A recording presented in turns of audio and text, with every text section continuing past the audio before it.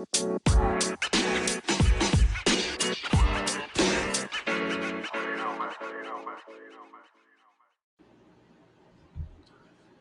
everyone, it's Dak here, and I decided that I'm going to start recording a couple of short podcasts, kind of focusing on me, or I guess you can call it Dak's Corner if you want, and just highlighting some things that are like going on in my life and some articles I come across I found very profound or kind of inspirational, and just common rants, things that you probably think about and you don't want to say, or things that you probably do say. You don't give a flying F who hears it.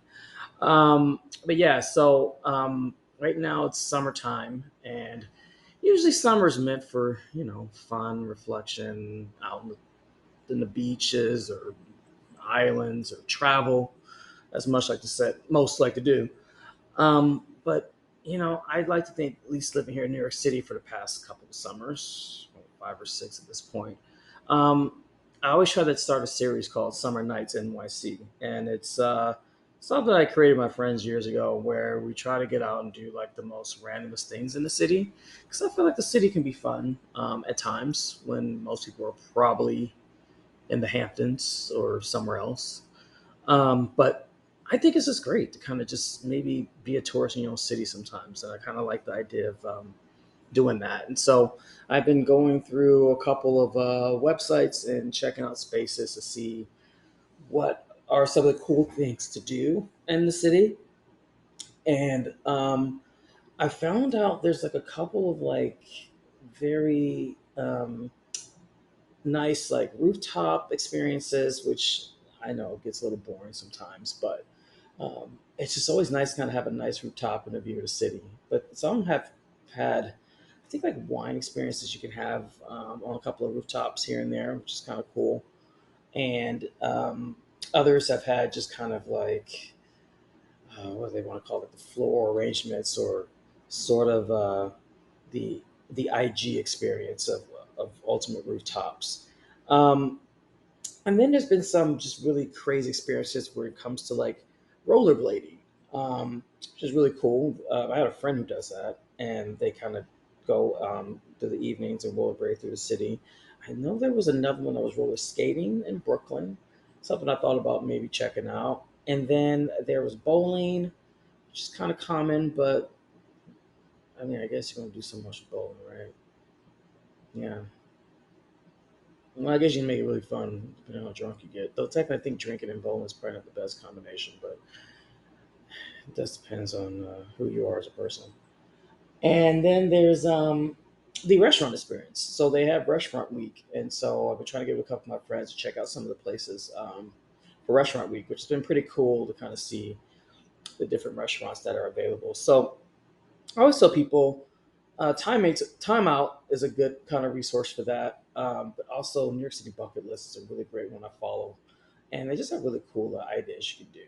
I do follow a couple of Instagrammers who kind of showcase ideas of things they'd like to do in a city, or walkabouts. For me, it's been recently just to kind of balance myself with work and hybrid work, is that I do a lot of walks on the High Line during the week. It's always been my recommendation to do High Line during the week, though technically it can still be a little busy as it is on the weekends. But it's kind of nice to do it during the week because it's not too crowded. You can kind of take leisurely strolls, which is nice. And it added a bunch of little shops on High Line, which is really cool. One of my routes is to go from Chelsea down to Meatpacking District and then hit up a little island, which I think is really cool to kind of go over there and just kind of hang out. I think it's called Pier 57. I have to double check that. I'll put some links in the podcast. But another one of the piers that opened up kind of rooftop, which has been kind of nice. People to kind of relax and hang out. I'm not sure they're going to start doing concert series or whatnots, but that's been really cool. And then on some lunches, I would do City Winery, which I've always found to be such a cool little spot to go to. And they have like wine flights you can do. They're a pretty good menu too. And they also are a venue. So they usually have comedians and artists that come through as well. So I always tell people check out City Winery. It's a really cool spot to see over there. So that's kind of been like my highlights for the summer. I guess my next topic is going to be a rant, but I shouldn't really complain because it's always be so much worse. But I never really understood how hard it is to be an adult. We were kids. We always talked about wanting to be older and be an adult, and I want to be responsible. I want to drive. I want to drink. I want to do all the cool things my parents do. But I don't think we really understood how much work that is. As I'm in my early 40s now, um, it's not easy. You think, and just I guess it depends on your life too. I would say the balancing is hard. For me, I'm wrapping up school, so I've been going to online school for the past 3 years since the pandemic, just to kind of get back out there and learn some new skills, push myself more, and further my career down the road. But it's hard, and then you put a social life on top of that, and then you think about the common things you have to do: laundry, cooking, working out, taking care of yourself. It's just a lot. And keep in contact with family, And so I think one of the things I've always fought against is routine. And I really hate routine because it's just kind of like the mundane. And so I've always tried to find a variety. But it's funny enough, because I'm super lazy. Um, I- Routine can be good to a certain extent, but you do have to mix it up. And so for me, it's always been like, okay, this is what I'm gonna do this week. And so on this week, I'm gonna focus on maybe two or three things that I want to do. For me, it's usually I try to cook at least twice a week. That's like my bare minimum. And 9 10 times, that's mostly on the weekends. I work from home on Mondays and Fridays, so technically, I probably would cook probably more Mondays and Fridays, and then definitely on the weekends, I'll make some afternoon lunch or a case may be. And so I've learned to kind of be like, all right, those are my cool routines, and then figure out like a workout regimen that works. Now, I'm not the best person to work out, and I can tell you I'm not in nowhere shape I need to be in. But ideally, what I try to do is incorporate a sense of variety. And so for me now, it's like I have to really focus on cardio. I don't like running. I think running's stupid. Nothing against runners, but I just don't get the point of you running around somewhere. But it's obviously the best cardio. But for me, I love to swim, and so swimming has been one of the things that has been really great for me. It's a great workout to do. It really works your whole body, your core. You really feel it.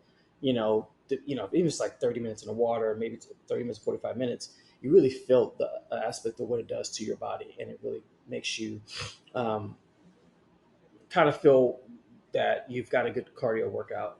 Um, and then balancing a sense of that along with regular workouts or hit training or whatever you want to do to make yourself bigger or stronger or whatever case may be. um, and then also it's the work events, and it's the time with friends, and I think sometimes that's always the hardest part. Your friends always seem to be so busy in the most craziest of times.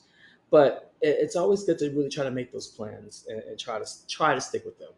I do have a couple of friends that do not stick to those plans, and it's very frustrating. My number one pet peeve is do not waste my time. Like, if you can't do something, just that's fine. I get it. You're busy. You have a life. I have a life. I'm never going to hold that against you. But just let's not waste each other's time. And if you do find the time, stick to it. One of the things I try to do is never try to flake on a friend if I can. And if something comes up, if it's a work related thing, I do my best to let them know ahead of time in advance, because I don't want to waste their time either. It's not fair, because you guys want to spend time together. So um, there are hacks to being an adult. I think the main thing is just finding your balance and pushing yourself. But adding that sense of variety, I think will make it a little easier. So always try to find a way to make it I don't know, a challenge in a way. Maybe go see a movie, or do something you don't normally do, or an activity. I have a lot of friends who do a lot of like dodgeball or other outside activities, which is like kind of cool in a way to break that up. So I think it's important to find that variety and being an adult in life, and make it happen. Now, granted, this is just me speaking as a city boy because it may not be the same if you live somewhere else, or maybe it could be. I don't know. But ideally, find a balance and a routine to make it a lot easier for you. You really will appreciate it in the long run.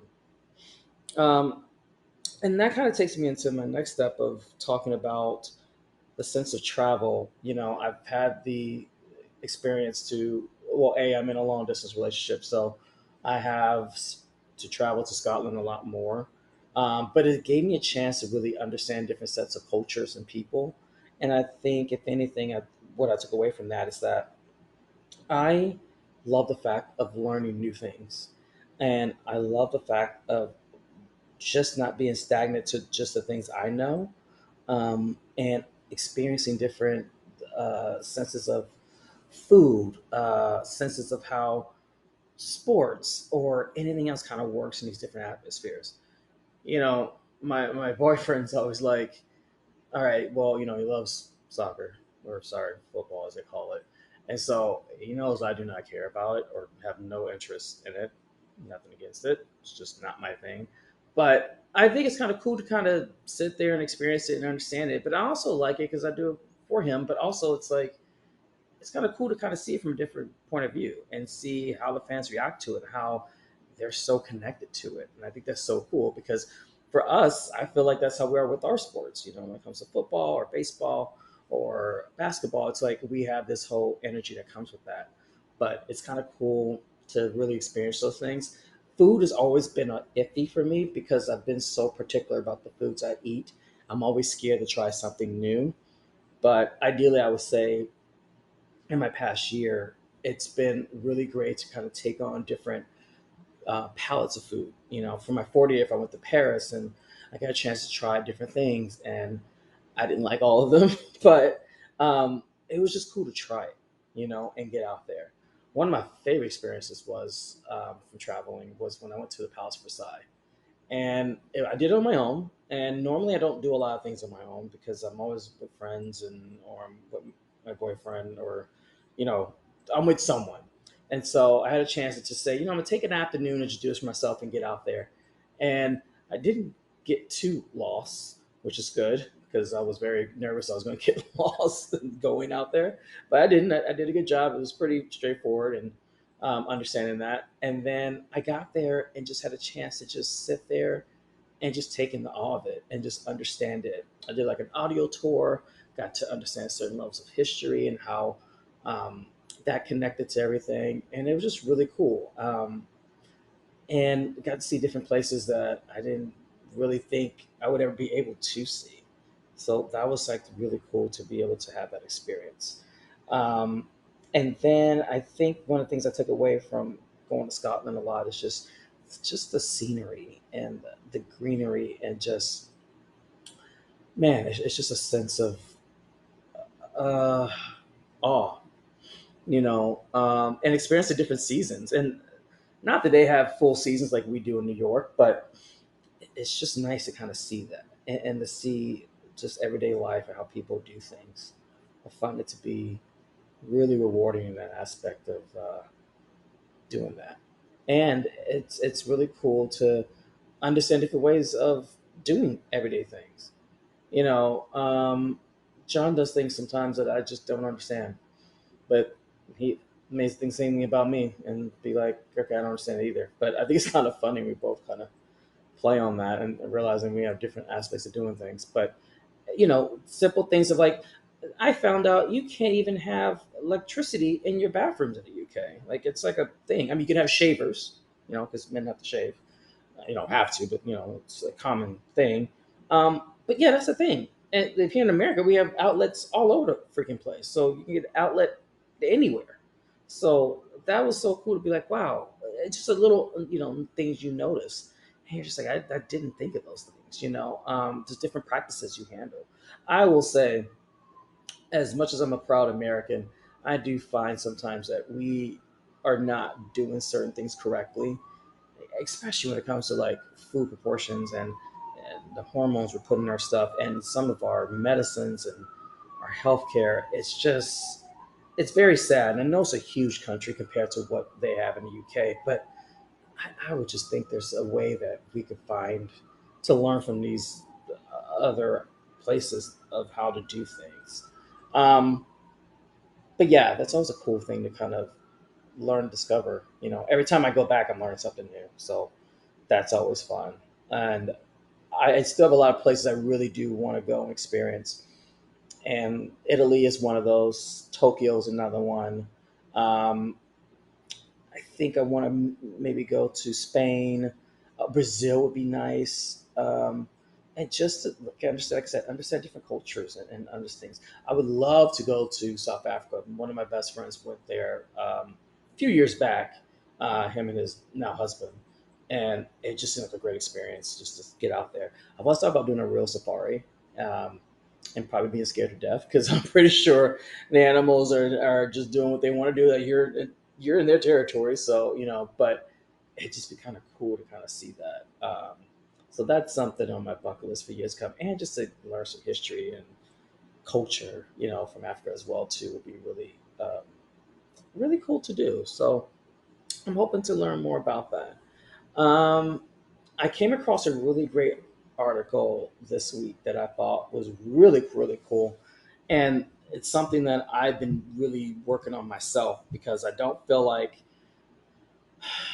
I feel like we love to talk about ourselves, and sometimes when it comes to building relationships and friendships, we don't really take time to listen. And no one ever wants to admit that they're not a good listener. And you might be a good listener to certain aspects when it comes to maybe work or your professional life, but when it comes to like your everyday nuances, you're probably not. So I came across this article from the British Heart Foundation, and it talks about 10 great tips for active listening, which I found to be really, really great. And hopefully you can find kind of same solace in knowing about some of these tips could be helpful for you. And when you reach out and talk to people in your lives, um, really always face your speaker and have great eye contact. One of the things I noticed that whenever we talk with our friends or when we don't really engage is that they're starting to maybe feel like you're not really listening. It's one of those things where it's like, I'm talking to my friend, I want to give as much eye contact and really be in the moment of a conversation with them. But like, if you look down too much or you're on your phone, which I know I have a very bad habit of that, and I'm getting better about that, they don't feel the connection with that. And so I think with the eye contact, it helps you really connect with the person you're listening to and talking to. And it makes it feel like it's a really genuine conversation between the two of you. Um, it's always great to just be able to just focus. I think a lot of times we don't have a good sense of focusing as well. And so it's always great to kind of play on that. And, from the article, it says eye contact is the most important part of the face conversation. Too much eye contact can be intimidating, though some adapt to this situation that you're in. It says try breaking eye contact every 5 seconds or so, or to show that you're at least listening attentively, or look at one eye for 5 seconds, which I think is kind of funny. Be like, I'm looking at one of your eyes, and I both. Then another eye for 5 seconds. Then it says switch to looking at their mouth, which okay, I guess that's could be cool. And then look away, looking to the side or up is better than looking down. Which technically, looking down can mean you're probably either lying or you're not really understanding or you're just trying to hold back from something. One of the other tips is to listen to the nonverbal cues. Now, this really comes down to understanding body language and people. I've always learned that when you cross your arms, you're just kind of like, uh, you're probably not really truly being open to what the other party is saying. And so it's kind of like a close off. It's like, oh, okay, I'm listening to you, but I'm not going to receive anything that you're going to give to me. So I'm going to just really be close off, and that's already a bad way to start a conversation. I guess the hands in the pockets one too. They talk about um, this article is to say facial expressions are really key. So the tone of voice and gesture can tell you just as much as what is being said in words. It says pay attention to what the other person is saying with their body language. Are they smiling? Are their arms crossed, defensively, which I mentioned, or are they rubbing their eyes as if they're tired or upset? Like that. I didn't think of that one. Yeah, that makes sense. And even on the phone, you can really tell sometimes when someone's either dragging a conversation or just you don't know how to end it. At some point you got to be like, I talked to some of my best friends for the longest times, and I'm like, okay, are we just talking to talk, or we just want to be each other's presence and just be on the phone doing mundane things, which could be cool. Some friends love that, so I'm not gonna even knock on that. This is a number one thing, and this is hard. You never want to interrupt someone, but at the same time, you want to just kind of understand where they're coming from on that aspect, and you want to be able to understand um, what they're saying, but you don't want to cut them off in the middle of their story. And I noticed in the past for myself, it's just been like, oh yeah, someone's talking to me. Well, this happens to me. It's like, no, take a beat, listen to what your person's saying, and just kind of let that story go out. And then, of course, interject and ask questions or be like, okay, what the case is, and like, oh, okay, so that happened, but what are you thinking this time? Um, a great one is listen without judging or not judge conclusions. This is very hard because I have some friends who are idiots and they don't listen, and so it's kind of get to the point where you're just like, okay, girl, like no, like no, just stop. It's like I know where you're going with this. You're just doing the same ish over and over again. So yes, I do get that. I always let them air it out, but there are some friends where I'm just like, I'm gonna have to stop you like halfway because this is just BS that you're doing. So I have a difficulty one with that one.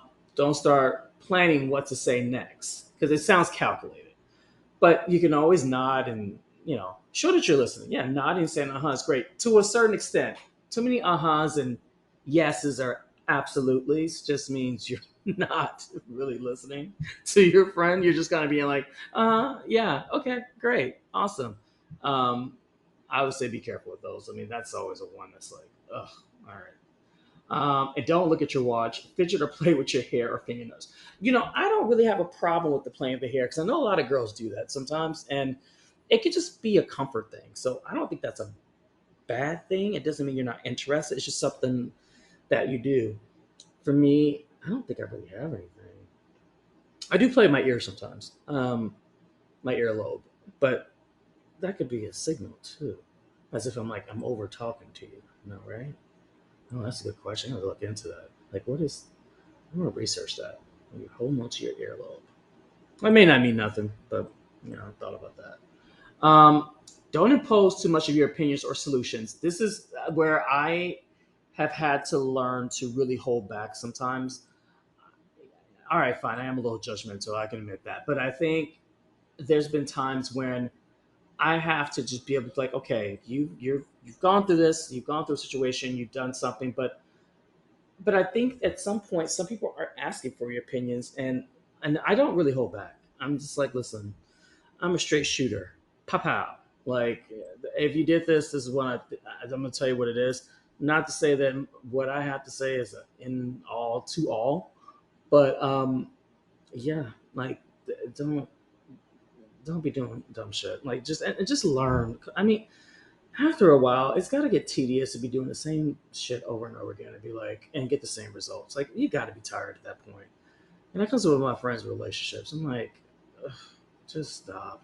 Just, you deserve better. And ideally, if something's not working, it's probably not working for a reason. And you probably shouldn't be doing it in the first place. So I'm just saying, it's time to move on. Stay focused in the conversation is really important. I want to stay that. Um, But asking questions, I think, is always important. I do bring this up because you want to really have the understanding, excuse me, and clarification of what the person's talking about. I don't want to come off from this conversation not really understanding what you're really trying to tell me in the first place, being jibber jabber, or the case is. But I really want to understand what you really want to focus on. Definitely ask questions, um, paraphrase and summarize.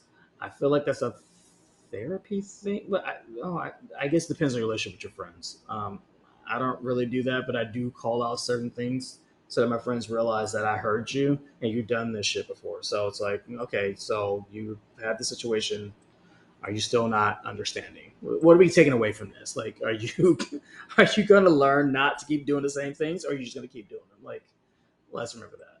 Um, and be generous with yourself. Just practice takes like practice takes time, and perfection is not a thing. We got to get out of this aspect of feeling like we have to be perfect all the time. But ideally, you want to really be good at understanding that it's a process, and you're gonna get better at that process. So anyway, that was my rant for the week. Thank you guys for listening, and if you have any opinions or any topics you want to talk about, I'm always available.